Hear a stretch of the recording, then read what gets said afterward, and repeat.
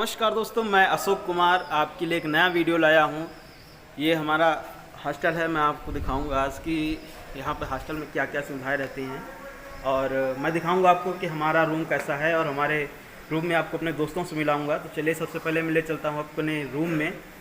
ये हमारा रूम है यहाँ पे ZRTI में। आइए मैं आपको अपना रूम दिखाता हूँ। पहले के ZRTI में जब आप आएँगे तो आपको रूम कैसा मिलता है। देखिए, ये एक रूम है ZRTI में, जिसमें सारे जो ट्रेनी हैं रहते हैं। यहाँ पे सभी को एक एक बेड दिया जाएगा, चेयर, टेबल, और सबको अलमारी अलॉट की जाती है। 2 अलमारी उधर हैं, एक अलमारी इधर है, और एक अलमारी ये है। इतनी सारी सुविधाएं आपको दी जाएंगी। एक बेड दिया जाएगा, उस पर आपको तकिया दिया जाएगा, बेडशीट दिया जाएगा, सारी चीज़ें दी जाती हैं। मतलब आपके लिए जो भी नेसेसरी चीज़ें हैं वो सारी चीज़ें दी जाती हैं। आइए आपको मिलाते हैं अपने कुछ दोस्तों से। मेरे दोस्त हैं इस रूम में, अभी 5 लोग रह रहे हैं। वैसे नॉर्मली 4 लोग रहते हैं, लेकिन अभी यहाँ पे 5 लोग रह रहे हैं। ये हमारे दोस्त हैं। हेलो, कैसे हो? हाय, मैं आर.के. ऋषि। मैं ऑपरेटिंग डिपार्टमेंट से बिलोंग करता हूँ। LDC के थ्रू TCCC में आया हूँ। और आप पहले कौन से स्टेशन पे थे? मैं पहले फर्स्ट पोस्टिंग मेरा चितापुर था, चितापुर, जो कि मतलब सिकंदराबाद डिवीज़न में पड़ता है। साउथ सेंट्रल रेलवे के सिकंदराबाद डिवीज़न में पड़ता है। और करीब 2 साल के आसपास, 2 साल वहाँ पोस्टिंग होने के बाद मैंने खुद अपना ट्रांसफ़र लिया, और मैं उसके बाद KTPS चला गया। KTPS में हाँ एक साल के आसपास ड्यूटी किया, और उसके बाद फिर LDC के थ्रू LDC का नोटिफिकेशन आया। अच्छा, LDC के बारे में बताएं तो आप ये बताइए कि LDC क्या है। मतलब रेलवे में अगर कोई एम्प्लॉय यदि काम कर रहा है लेवल 1 या लेवल 2 से, ग्रुप डी कहते हैं, जैसे ग्रुप डी में नहीं रहेगा, लेवल 1 लेवल 2 हो गया है। तो लेवल 1 या लेवल 2 वाले अगर प्रमोशन लेना चाहें, कुछ बनना चाहें आगे, तो उनके लिए क्या प्रावधान है? देखिए, ग्रुप डी में जो भी ज्वाइन किया है या करने वाला है, उसके लिए आगे भी प्रमोशन का बहुत सारे फैसिलिटीज हैं, जिसके थ्रू वो आगे बढ़ सकता है। कौन कौन से, मतलब कौन कौन से तरीके हैं वो? मान लिया जाए आप एक ऑपरेटिंग डिपार्टमेंट से बिलोंग करते हैं, तो उसमें कुछ और सब जितना भी डिपार्टमेंट है ना, उससे ज़्यादा फैसिलिटी इसमें है आगे बढ़ने के लिए, एवं प्रमोशन उसमें ज़्यादा है।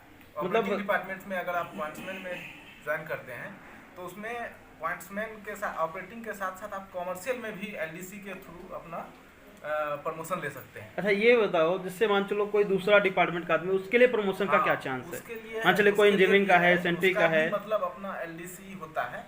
देखिए, एक्चुअली डिपार्टमेंटल एग्जाम 2 प्रकार का होता है। एक होता है GDC और एक होता है LDC। LDC जो होता है, GDC और LDC डिपार्टमेंट के ही लोग भर सकते हैं, यानी डिपार्टमेंट के ही लेवल 1 लेवल 2 के लोग, उसमें जो स्टाफ होते हैं वो भर के अपना प्रमोशन ले सकते हैं। जबकि GDC जो होता है ऑल डिपार्टमेंट का होता है। मतलब 14 डिपार्टमेंट्स है ना अपना, 14 डिपार्टमेंट्स के लोगों का स्टाफ का जो है GDC एग्जाम, मतलब GDC एग्जाम में सारे लोग एग्जाम दे सकते हैं, सारे डिपार्टमेंट के लोग आ सकते हैं। अच्छा, GDC नॉर्मली लगभग कितने ईयर्स में आता है, कितने सालों में आता है लगभग? देखिए, उसका कोई फिक्स नहीं है, बट वही ऑलमोस्ट हमको लगता है कि 2 या 3 साल में आ ही जाता है।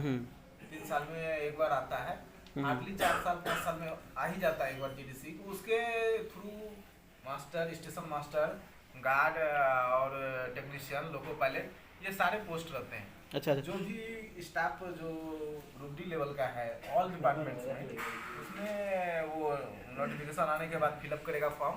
एग्ज़ाम होता है जिसमें जनरल क्वेश्चन पूछा जाता है, जो कि आप ओपन वैकेंसी में जो मतलब एग्जाम में पूछा जाता है, बिल्कुल वैसा ही क्वेश्चन रहता है। कुछ थोड़ा बहुत डिपार्टमेंटल क्वेश्चन रहता है उसमें, लेकिन उससे ज़्यादा कोई इफेक्ट नहीं पहुँचता है। और LDC जो है, LDC अच्छा हर डिपार्टमेंट का आता है कि सिर्फ ऑपरेटिंग डिपार्टमेंट? नहीं, LDC सब डिपार्टमेंट का आता है। सब डिपार्टमेंट का अपना अलग अलग आता है। LDC है, यानी सब डिपार्टमेंट अपने लेवल 1 कर्मचारी को ऊपर बढ़ाने के लिए एक जो एग्जाम कंडक्ट करता है, उसे LDC करते हैं। अच्छा, हर डिपार्टमेंट का अपना अलग अलग LDC आता है, मतलब इंजीनियरिंग का अलग, सेंट्री का अलग, ऑपरेटिंग का अलग, अपना अलग अलग। वो हर एक डिपार्टमेंट का अपना LDC एग्जाम होता है, ठीक है। अब देखिए, लेकिन यहाँ बात उठती है कि हम ऑपरेटिंग में थे तो फिर कमर्शियल में कैसे आ गए। तो ये 1-2 साल पहले की बात है। जो लेवल 1 कर्मचारी है, इसमें भी LDC का एग्जाम के थ्रू आ सकता है, यानी कॉमर्शियल में भी। एक्चुअली दोस्तों मैं आपको बता दूं कि ऑपरेटिंग और कमर्शियल डिपार्टमेंट दोनों जो हैं वो ट्रैफिक डिपार्टमेंट के अंदर आते हैं, इसलिए दोनों के आपस में एक दूसरे से मर्ज हो सकते हैं। चलिए आपको मिलाते हैं अपने एक दूसरे दोस्त से, ये हैं दिवाकर।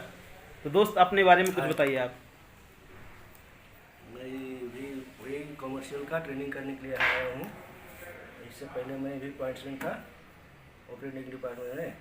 अभी फ़िलहाल LDC कोटा से प्रमोट होकर के अभी आया हूँ ZRTI मौलाली में, आप लोग जानते ही होंगे सब। अच्छा दिवाकर भाई ये बताओ, पहले आप कौन से स्टेशन पे थे? इससे पहले मैं रामगुंडम, सिकंदराबाद डिवीज़न है, रामगुंडम आता है, उसके जस्ट बाजू में एक छोटा सा स्टेशन है पिगदमपेट, वहाँ पर मैं कार्यरत था। अच्छा अच्छा, वहाँ पे तुम कार्य करते थे। तो तुम डिपार्टमेंट मतलब एग्जाम दे के आए हो, तो ये बताओ कि इससे मान चलो कोई ऑपरेटिंग डिपार्टमेंट पॉइंट्समैन है, क्योंकि सबसे लोअर पोस्ट ऑपरेटिंग में पॉइंट्समैन की होती है। तो पॉइंट्समैन से अगर कोई आगे बढ़ना चाहे तो उसके लिए क्या क्या ऑप्शन है, क्या क्या अपॉर्चुनिटी है उसके पास? उसके लिए खासकर पॉइंट्समैन में थोड़ा एक्स्ट्रा कुछ दिया गया है रेलवे की तरफ से। इसमें है कि आप 2 से 3 साल में प्रमोशन नहीं लोगे, LDC को कर लो, उसमें जाने का चांस है। ऑपरेटिंग टू ऑपरेटिंग में मास्टर है, गार्ड है, जो कि बहुत अच्छा पोस्ट है, लेवल 5 और लेवल 6 का है, उसमें जाने का अच्छा अपॉर्चुनिटी है। अनफॉर्चुनेटली मैं इधर कमर्शियल डिपार्टमेंट में आ गया हूँ, क्योंकि 2018 में मर्ज कर दिया था और ऑपरेटिंग वाले को भी कुछ चांस देने लगा कमर्शियल में। इसके लिए मैं लेवल 3 में कमर्शियल डिपार्टमेंट में आ गया हूँ।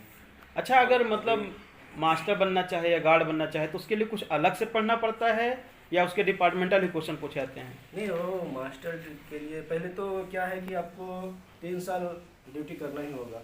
3 साल के बाद ही आप। अच्छा, उसके लिए कोई स्पेशल कैटेगरी है मतलब LDC एग्जाम देने के लिए? क्या कुछ उसका प्रावधान है कि A ग्रेड होना चाहिए, इतने मिनिमम सर्विस होनी चाहिए, ऐसा कुछ है क्या? कुछ भी नहीं, A ग्रेड B ग्रेड कुछ नहीं, सर्विस 3 इयर्स का होना चाहिए बस। 3 ईयर सर्विस में आप A ग्रेड हो, कुछ कहीं भी हो, लेवल 2 में है, कहीं भी रहे, सिर्फ सर्विस 3 साल का होना आपका बस। अच्छा, इसमें आप उसके बाद जैसे ही डिवीज़न की तरफ से, DPO ऑफिस की तरफ से आएगा और फॉर्म आएगा तो आप फिलअप कर सकते हैं। उसको फिलअप करके फिर एग्ज़ाम लेगा। एग्ज़ाम में भी कुछ एक्स्ट्रा नहीं पूछेगा, आपका डिपार्टमेंट में जो आप काम कर रहे हैं उससे रिलेटेड क्वेश्चन पूछता है बस, उसको। अच्छा ये बताओ, अगर मतलब कोई पॉइंट्समैन है, मतलब वो लेवल 5, लेवल 3, लेवल 6 में भी जा सकता है, मतलब उसके पास बहुत सारी अपॉर्चुनिटी रहती हैं। तो जो लोग अगर ग्रुप डी में आए हों या फिर पॉइंट्समैन बने हों तो उनको निराश होने की ज़रूरत नहीं है? बिल्कुल निराश होने की जरूरत नहीं है, वो आगे बढ़ सकते हैं, बहुत आगे बढ़ सकता है। और ऑपरेटिंग में आया है तो और ज़्यादा और जल्दी बढ़ सकता है। ऑपरेटिंग में है तो वो और जल्दी चांस है। इसमें। थैंक यू दोस्त, ये थे मेरे दिवाकर। और आइए आपको मिलाते हैं एक और दोस्त से, ये हैं रामानंद दास। दोस्त कैसे हो? बढ़िया। तो कैसा रहा तुम्हारा ZRTI में एक्सपीरियंस, क्योंकि तुम ZRTI में यहाँ ट्रेनिंग कर रहे हो, काफ़ी दिन हो गए हैं, तो तुम्हारा एक्सपीरियंस कैसा रहा? यहाँ के बारे में कुछ बताना चाहोगे दोस्तों को? बहुत अच्छा रहा भाई ZRTI। यहाँ सारा सुविधा है आपको पढ़ने लिखने का, आगे बढ़ने का। और यहाँ का क्या है कि यहाँ पे थोड़ा डिसिप्लिन में रहना पड़ता है। मतलब आप ले लीजिए तो एकदम स्टूडेंट लाइफ, मतलब स्कूल लाइफ में पुराना फिर से वापस लेता है, ऐसा फील फिर होता से है। आप मतलब स्टूडेंट लाइफ को एंजॉय कर सकते हैं, आगे अच्छे से पढ़ाई लिखाई कर सकते हैं, आगे बढ़ सकते हैं। और मेन मोटिव तो यहाँ रहता है जिसके लिए आप मतलब कि तैयारी करने के लिए आए, आपका सिलेक्शन जिस चीज़ की ट्रेनिंग करने हैं उस पर ज़्यादा फोकस करें। जैसे कोई मास्टर के लिए आया है, गार्ड के लिए आया है, बहुत लोग CCTC के लिए आया है, तो जिसका भी जो है। अच्छा, यहाँ का खाना पीना तुम्हें कैसा लगा? यहाँ में इसमें जो खाना दिया जाता है वो सब तुम्हें कैसा लगा? खाना पीना तो देखो मिला जुला के मतलब ना तो पूरा हाई है ना तो लेवल है, मतलब मीडियम क्वालिटी में है, सर्वाइव कर सकता है आदमी, ऐसा है। कर सकते हैं। अच्छा, यहाँ का माहौल कैसा लगा? यहाँ की जो फैसिलिटी दी जा रही हैं, पढ़ाई से खाने की, रहने की, जिम वगैरह है, वो सब सारी सुविधाएं तुम्हें कैसी लगी? सुविधा और वो बहुत पानी अच्छी रहता, है सारी यहाँ चीज़ पे। कैसी लगी? मतलब सुविधा के बारे में यहाँ पे कोई सवाल नहीं उठा सकते हैं आप लोग। सुविधा तो ZRT बोले तो एक नंबर की सुविधा है, सारी चीज़ की व्यवस्था है। मतलब अंदर आप 2 महीना आप ZRTI के बाहर नहीं भी जाइएगा तो आपको मतलब कोई मतलब यहाँ रह के आप दोस्तों के साथ एंजॉय करके सारे सुविधा के साथ पढ़ाई कर सकते हैं, एंजॉय कर सकते हैं। मतलब बोले तो एक शब्द में बोले तो ZRTI का जो है व्यवस्था मिला जुला के बहुत अच्छा है। अच्छा ये बताओ तुम्हें मतलब जो यहाँ के टीचर्स हैं उनका बिहेवियर है, वो पढ़ाने का तरीका है, डेडिकेशन, सब तुम्हें कैसा लगा यहाँ का? टीचर के बारे में तो क्या बोलना, जेडआरटीआई का टीचर बोले तो एकदम टॉप लेवल का, एकदम बोले तो पढ़ाई के लिए एकदम डेडिकेटेड सारे टीचर। कोई मतलब कि ये नहीं कि बीच में कुछ गैपिंग, मतलब पढ़ाई के लिए आए तो पूरे डेडिकेशन के साथ पढ़ाते हैं बच्चे को। और यहाँ के टीचर ज़्यादा से ज़्यादा मतलब सपोर्टिव है मतलब स्टूडेंट के लिए कि आप जब भी आपको कोई भी डाउट हो, कुछ भी प्रॉब्लम हो, आप बेझिझक टीचर से कुछ भी सवाल पूछ सकते हैं। मतलब जेडआरटीआई के आप एकदम ओके है, कोई प्रॉब्लम नहीं? क्लास को छोड़ के रूम से भी आप पूछ सकते हाँ, कहीं से भी कुछ भी कर सकते हैं। अच्छा चलिए दोस्तों, ये थे हमारे दोस्त रामानंद। आपको मिलाते हैं एक ऐसे शख्स से जो कि एनटीपीसी से आए हमारे साथ रह रहे हैं, उनसे पूछते हैं उनका एक्सपीरियंस कैसा रहा। हेलो। हाँ, मेरी सब बिहार से। मेरा सिलेक्शन आरआरबी एनटीपीसी 2019 के through Guntakal division Secunderabad zone से हुआ। मैं ट्रेनिंग सौभाग्य से ये चारों सीनियर जो एलडीसी के सेलेक्ट हुए हैं उन्हीं के साथ हुआ। तो तुम्हारा एक्सपीरियंस कैसा रहा यहाँ जेडआरटीआई? तुम्हारा हम लोग के साथ रह के तुम्हारा एक्सपीरियंस कैसा रहा? क्योंकि तुम एकदम नए थे, हम लोग साथ मिलकर कैसा तुम्हें लगा? मैं घर से जब आ रहा था तो रास्ते में 2000 किलोमीटर सफ़र करने के बाद जब मैं यहाँ आया जेडआरटीआई, तब मुझे एक अंदर से डर से भावना हो रही थी कि आगे वहाँ जा रहे हैं, मतलब घर से इतना दूर, पहली बार लाइफ में निकलना, वहाँ कैसा कैसा आदमी से मिलेंगे, कौन कौन रहेगा, किस स्वभाव की रहेंगे। फिर लेकिन जब मैं यहाँ आया, मुझे आप लोग चार जो मेरे रूम पार्टनर मिले वो इतना अच्छा कोऑपरेट किए, क्या बताऊँ। मैं ज़िंदगी भर इस एहसान को नहीं भूल सकता हूँ जो मुझे यहाँ रहने में इतना ज़्यादा कंफर्ट फील हुआ सब चीज़। अच्छा ये बताओ, तुम एनटीपीसी के तहत आए तो तुम मतलब तैयारी कैसे किए थे, क्या क्या पढ़े थे, उसके बारे में कुछ डिटेल से बताओ। जैसे सब जानते हैं आरआरबी के थ्रू 2 स्टेज में एग्ज़ाम देना पड़ता है। स्टेज 1 जो क्वालिफाइंग होती है, जिसके थ्रू आप फिर मेंस में जाके फिर फाइनल के लिए आप सेलेक्ट हो सकते हैं। तो स्टेज 1 में बेसिकली रेलवे में ये है, जो इंग्लिश आप नहीं भी जानते हैं, मतलब उतना ज़्यादा नहीं भी है तो कोई दिक्कत नहीं होगी, ताकि मुख्य रूप से यहाँ जीएस, मैथ और रीजनिंग की टेस्ट ली जाती है। तो मैंने खास करके मैथ और रीजनिंग, ये तो प्रैक्टिस की चीज़ है, इस पर ज़्यादा फोकस की थी पहले से ही। लेकिन जिस समय एग्ज़ाम आ रहा था उस समय जीएस और करंट अफेयर्स पर ज़्यादा जोर दिया था, क्योंकि रेलवे में मैक्सिमम वेट जीएस की होती है। तो इसके चलते मुझे उतना ज़्यादा प्रॉब्लम नहीं हुई सिलेक्शन लेने में। लेकिन फिर भी एक जब तक एग्ज़ाम नहीं हो जाता तब तक एक आत्मविश्वास नहीं आता है, जो जीएस कैसे ऐसा पेपर है जिसमें किस तरह के क्वेश्चन आ जाए और कौन सा क्वेश्चन आप जानते रहे, ये बड़ी मुश्किल वाली बात है। अच्छा ये बताओ, जैसे मतलब तुम्हारा सिलेक्शन हो गया, रिजल्ट आ गया, तो घर वालों ने भी देखा, तो उसके बाद घर वालों का क्या एक्सपीरियंस रहा, मतलब क्या उनका व्यवहार रहा, कैसे बिहेव किए तुम्हारे साथ? हाँ, कैसा फील किया वो? जैसे इससे पहले 2-3 एग्जाम ऐसा हुआ था जिसमें मेरा ऑलमोस्ट सिलेक्शन हो गया था, डीवी तक चले गए थे, फिर भी लास्ट कुछ पॉइंट के लिए निराशा हाथ लगी थे। लेकिन इस बार जब सिलेक्शन हो गया फुल्ली रूप से, तब वो लोग सब आदमी का खुशी का माहौल कुछ अलग ही था, सब आपस में खुश थे। तब पूरा गांव में, समाज में, सब जगह कुछ अलग प्रकार की इज्जत मिल रहे थे, मतलब सारे लोगों की एक अलग ही प्रतिक्रिया थी सिलेक्शन होने के बाद। उसके बाद वही देखने का नजरिया पहले दूसरे तरह से देखता था, सिलेक्शन होने के बाद वही नजरिया कुछ और नजर से अलग तरीके से देखने बदल लगे, गया, स्टेटस चेंज हो गया लोगों का। समाज में अपना समाज में एक अलग ही इज्जत पहचान मिल गई। अच्छा एक चीज़ बताओ, तुम्हारा सिलेक्शन हो गया, तुम्हें पता चला कि तुम्हारा साउथ सेंट्रल रेलवे में हुआ है, सिकंदराबाद तुमको ट्रेनिंग के लिए जाना है, तो लोग मन में डाउट रहता है कि यार साउथ में जा रहे हैं तो लैंग्वेज की प्रॉब्लम आएगी, खाने की प्रॉब्लम आएगी। तो तुमको यहाँ जेडआरटीआई, खासकर अभी तो गए नहीं बाहर हो, यहाँ जेडआरटीआई में हो, जेडआरटीआई में सिकंदराबाद है, यहाँ तुमको कैसा लगा? लैंग्वेज के कुछ ज़्यादा प्रॉब्लम है कि मतलब कि सर्वाइव कर सकते हैं कि नहीं कर सकते हैं? यहाँ पे मान के चलिए हम लोग 100 का बैच थे, उसमें ऑलमोस्ट 90% बिहार और यूपी का है। मतलब वहाँ तो हिंदी ही सब, यहाँ जेडआरटीआई रहे या फिर यहाँ गुंटकल डिवीजन में गए, वहाँ भी टोटल हिंदी ही है। हिंदी वहाँ कोई दिक्कत नहीं, खास करके रेलवे में हमको नहीं लगता है लैंग्वेज के कारण कोई प्रॉब्लम होगा। बाहर में थोड़ा बहुत, वो भी मार्केट का जो दुकानदार सब है वो लोग हिंदी समझते ही हैं, लोकल आदमी से बात करने में थोड़ा प्रॉब्लम हो सकती है, तो फिर भी वहाँ उतना ज़्यादा नहीं होता। गाँव घर में रहता है, जो शिक्षित नहीं है उसके बाद वहाँ पे थोड़ा प्रॉब्लम हो सकता है।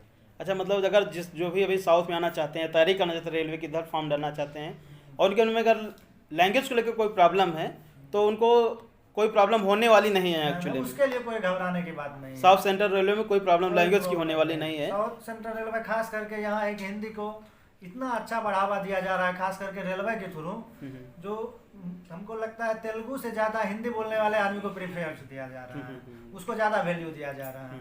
इसीलिए यहाँ खास करके लैंग्वेज के थ्रू धरने का कोई बात नहीं है, और इधर का कटअप भी थोड़ा उधर से कम जाता है। इसीलिए जो फॉर्म डालना चाहते हैं डाल सकते हैं, फिर जिसको अपना घर के तरफ रहना है वो तो बात ही कुछ अलग। अच्छा, जैसे तुम वहाँ थे, हम सारे लोग यूपी बिहार से हैं, तो वहाँ खाना मतलब अलग है, हम लोग वहाँ खाना अलग टाइप खाते हैं, यहाँ का खाना साउथ का है, तो तुम्हें यहाँ का खाना खा के कैसा लगा, तुमको एक्सपीरियंस कैसा रहा? मतलब जैसे यहाँ शुरू में आए थे, मतलब स्टार्टिंग में आए थे, उस समय थोड़ा प्रॉब्लम होती थी, काहे कि इधर अपना लोग की तरफ जैसे आटा पे ज़्यादा, गेहूं पे ज़्यादा जोर दिया जाता है, इधर ज़्यादातर सामग्री चावल की बनती है। इसीलिए थोड़ा मतलब सही हो जाती है हैबिट, जो रोटी से गेहूं से, इधर ज़्यादातर सब कुछ चावल पे, नाश्ता से लेकर के सुबह रात सब समय हर एक टाइम यहाँ चावल शुरू। अच्छा, जनरल टीआई में तुमको जैसे लोग मैंने रोटी मिलेगी नहीं, ऐसा सब कुछ रोटी वोटी की तुमको कोई प्रॉब्लम ऐसा कुछ हुआ तो नहीं है? नहीं, काहे कि यहाँ के इंस्ट्रक्टर जो है, जो हम लोग को ट्रेनिंग कराते हैं, वो लोग जानते हैं ज़्यादातर बच्चा नॉर्थ इंडिया से आए हैं, और नॉर्थ इंडिया में ज़्यादातर रोटी को ही प्रेफरेंस दिया जाता है। इसीलिए वो लोग रिक्वेस्ट किए मेस वाले से, जो जितना भी ट्रेनी आए हैं उन लोग के लिए रोटी चावल सब कुछ की सुविधा हो, काहे कि यहाँ का मेरा एक भी ट्रेनी को कोई खाने के चलते या फिर कोई पढ़ने में इस चलते डिस्टर्ब होना नहीं चाहिए। इसीलिए यहाँ का मतलब जो इंस्ट्रक्टर है, उन लोग हम लोग को इतना ज़्यादा प्रभावित किए हैं कि पता ही नहीं चलता है, जो वहाँ गार्जियन को छोड़ करके यहाँ पे आए, उससे ज़्यादा यहाँ वो हम लोग को पूरा ख्याल रखते हैं। अच्छा, जो नए लड़के हैं वो रेलवे की तैयारी करना चाहते हैं या रेलवे में आना चाहते हैं, कोई जॉब करना चाहते हैं, उनके लिए एक लाइन में कुछ शब्दों में कुछ कहो, कोई बता सको तो। देखिए, जो नए, पहले तो वैकेंसी का इंतजार कीजिए, मत कीजिए, काहे कि जिस समय वैकेंसी आ जाएगी, फिर अगर आप लोग तैयारी करना स्टार्ट कीजिएगा, तब बहुत कम समय में आपको बहुत ज़्यादा सिलेबस पढ़नी पड़ेगी। इसीलिए अभी से ही लगे रहिए, तो कुछ ना कुछ दिन में आएगी ही वैकेंसी, और उसमें आप जल्दी अप्लाई कीजिए, और अच्छा से जॉब लेकर इधर आना चाहते हैं तो यहाँ हम लोग आपका स्वागत करने के लिए फिर तैयार ही हैं। यहाँ कोई दिक्कत होगा ही नहीं, काहे कि इस चीज़ से आप लोग निफिकिर होकर तैयारी कीजिए। थैंक यू ऋषभ, आपने इतना सब कुछ बताया नए लड़कों के लिए। तो देखा दोस्तों, आपने, ये सब हमारे दोस्त हैं, चारों दोस्त हैं, इन्होंने आपको अच्छे से समझाया कि यहाँ कैसे फैसिलिटी है और क्या क्या सुविधाएं हैं। तो लास्ट में आपसे यही कहना चाहूँगा, इससे क्या कहना चाहोगे मेरे दोस्तों से? जो भाई लाइक करो, शेयर करो और सब्सक्राइब करो इसके चैनल को, सपोर्ट करो। ऋषभ तुम? भाई इस चैनल को जितना हो सके उतना ज़्यादा सब्सक्राइब करो, और ये वीडियो को जितना हो सके पूरा इंडिया में फैलाओ, जिससे सभी स्टूडेंट के मन के संशय दूर हो जाए। बस सपोर्ट माय मौर्य भाई। दिवाकर भाई, तुम कुछ कहना चाहोगे सब्सक्राइबर से? मौर्य भाई को सपोर्ट करो और आगे बढ़ाओ।